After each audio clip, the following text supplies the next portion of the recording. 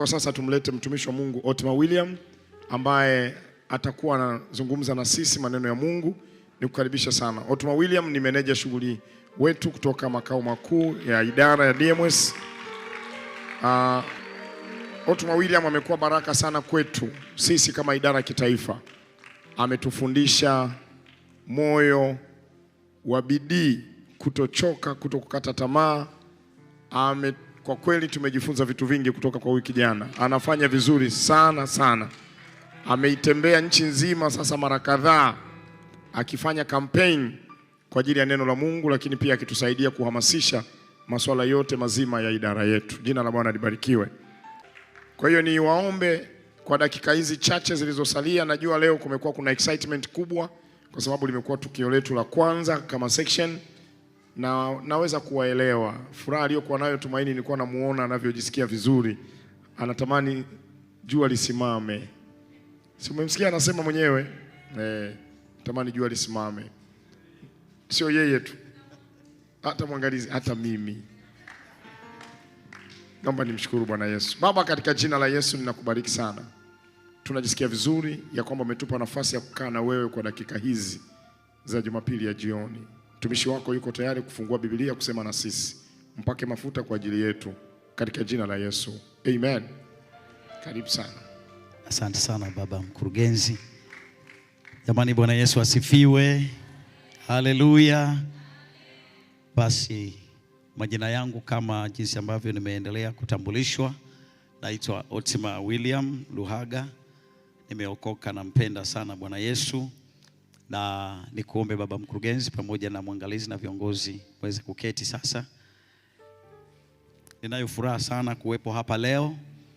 Ninaye mke pamoja na watoto wetu watatu. Na mimi ninaabudu pale Kibaha TAG kwa Matias. Mchungaji wangu ni anaitwa Eliud Njoka.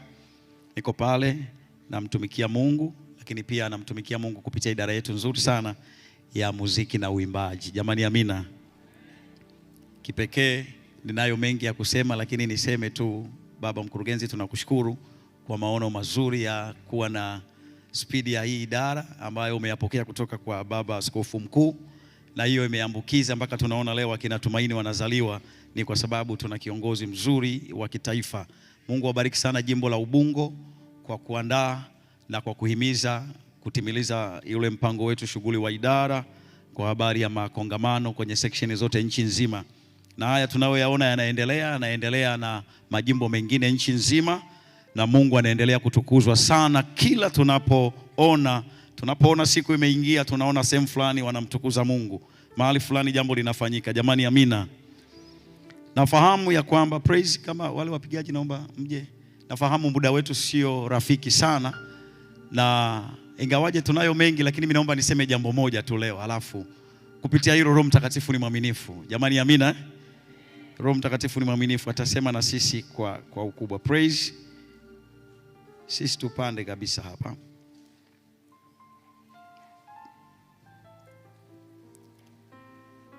Naomba ufungue Samueli wa kwanza. Samueli wa kwanza. Tasoma mistari michache, mingine ninaweza nikanukuu. Samueli wa kwanza sura ya 16.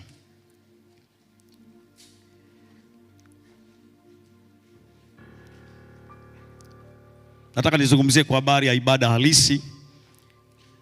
Ibada halisi, namna ambavyo inaweza ikakubadilisha wewe na ikambadilisha na mwingine. Jamani, Bwana Yesu asifiwe. Ibada halisi, nataka tuzungumze kwa habari ya ibada halisi, na nizungumze jambo moja tu. Na tutasoma maandiko haya. Samueli wa kwanza sura ile ya 16, mstari nianze pale wa 14. Nitasoma mistari michache. Biblia inasema, basi roho ya Bwana ilikuwa imemwacha Sauli, na roho mbaya kutoka kwa Bwana ikamsumbua. Nao watumishi wa Sauli wakamwambia, angalia sasa, roho mbaya kutoka kwa Mungu inakusumbua. Basi Bwana wetu, na utuamuru sisi watumishi wako waliopo hapa mbele yako watafute mtu aliyestadi wa kupiga kinubi. Basi itakuwa roho ile mbaya kutoka kwa Mungu itakapokujilia, yeye atapiga kinubi kwa mkono wake, nawe utapona. Basi Sauli akawaambia, vema, nitafutieni mtu aliyestadi wa kupiga kinubi mkaniletee. Ndipo akajibu mmoja wa watumishi wake akasema, tazama, nimemwona mwana mmoja wa Yese Mbethlehemi aliyestadi wa kupiga kinubi, tena ni mtu shujaa hodari wa vita, anenaye kwa busara, mtu mzuri ambaye Bwana yu pamoja naye. Basi Sauli akampelekea Yese wajumbe akasema, nipelekee Daudi mwanao aliye pamoja na kondoo.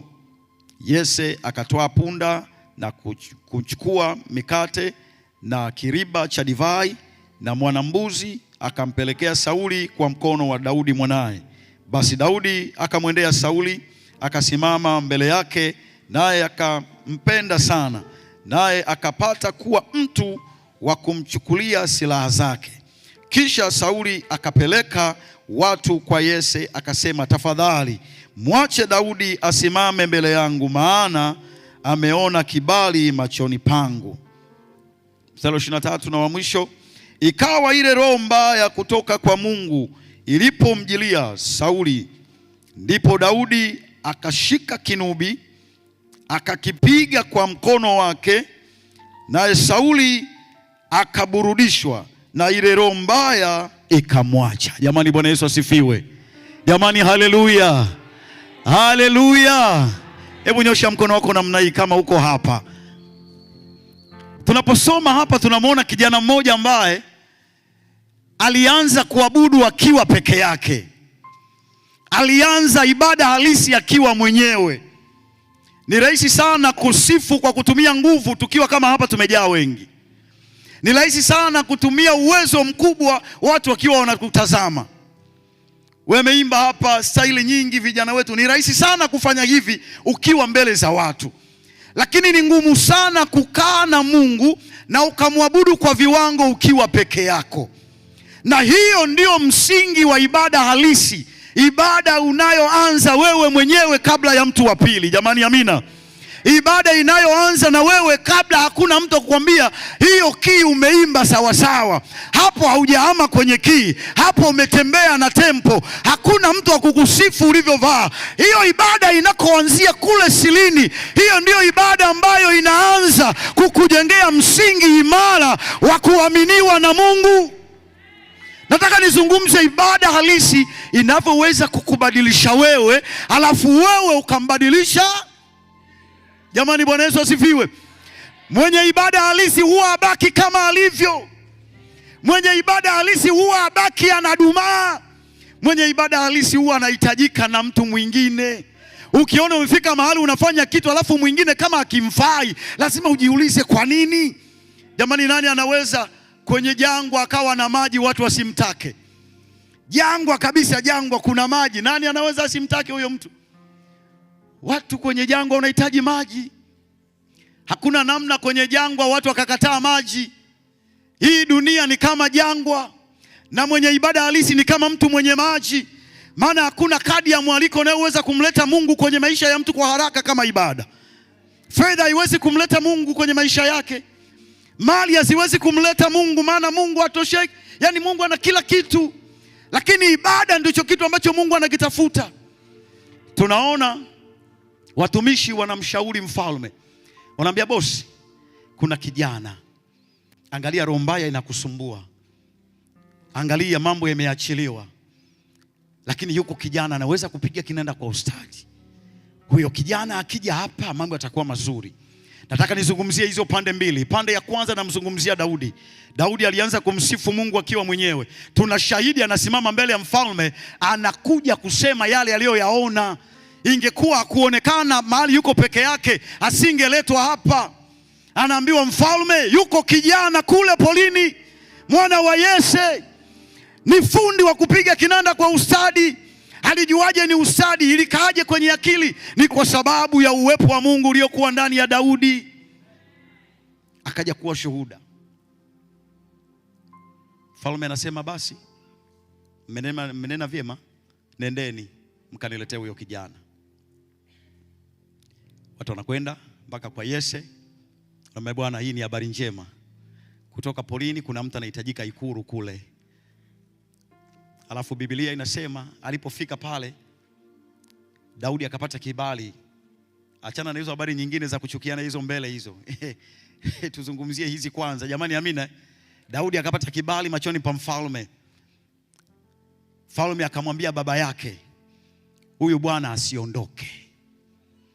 Sema asiondoke. Kuna mahali unaenda unapata kibali, unaambiwa bwana huyu asiondoke. Kuna mahali unafika unapewa kibali, unaambia huyu mtu hapa asiondoke. Nataka nizungumze na yule muabudu halisi. Inawezekana ukapata picha ya Daudi ya kule ikulu, lakini ngoja nikwambie namna ambavyo ibada halisi inaweza ikakupa kibali mahali ambako hata ukuwaza kwamba mahali hapo ungekuwepo. Ibada halisi inaweza kukupeleka mahali ambako hata ukuwahi kufikiri ungekuwa na marafiki wa aina hiyo. Jamani, Bwana Yesu asifiwe. Ibada halisi. Daudi akaingia ikulu.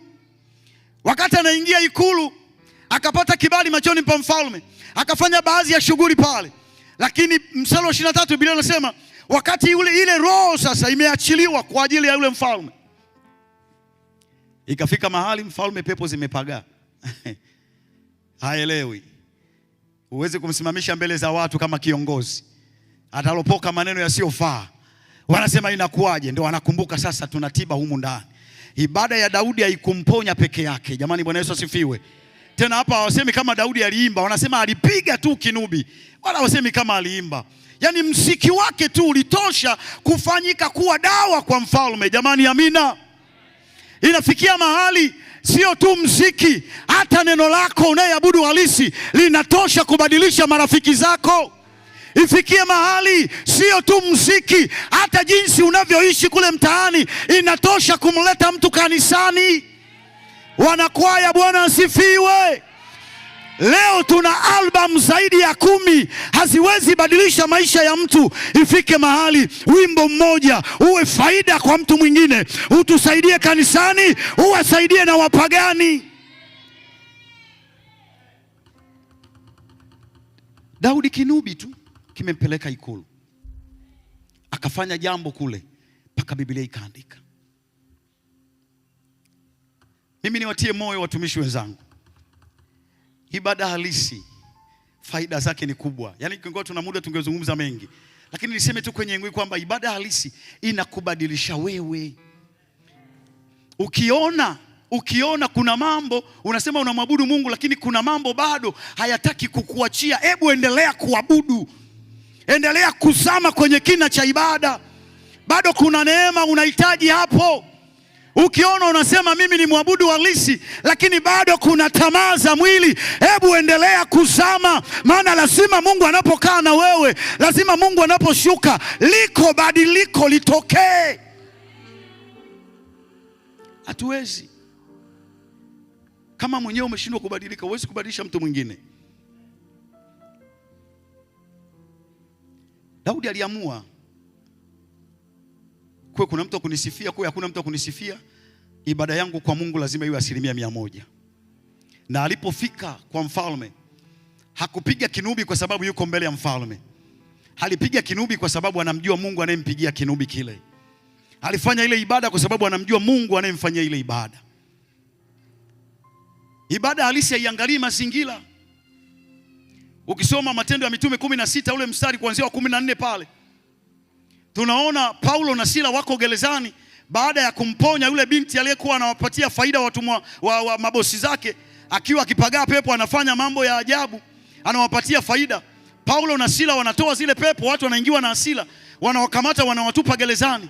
Tunaona ndani ya gereza, Biblia inasema baada ya kuwapiga mapigo mengi, walipokuwa kule ndani ya gereza usiku wa manane, wanaume wale wakasema hapana, hapa hakuna mtu anayetuitikia amina, hakuna mtu anayetufahamu, lakini yuko Mungu ambaye tunamtumikia. Usiku huu wa manane hatutanyamaza kimya. Mioyoni mwetu iko ibada. Acha tumpigie Bwana ibada. Acha tumfanyie Yesu ibada. Ili kutakapokucha, kama tunaenda kwenye upanga, twende tukiwa na neema ya Bwana. Twende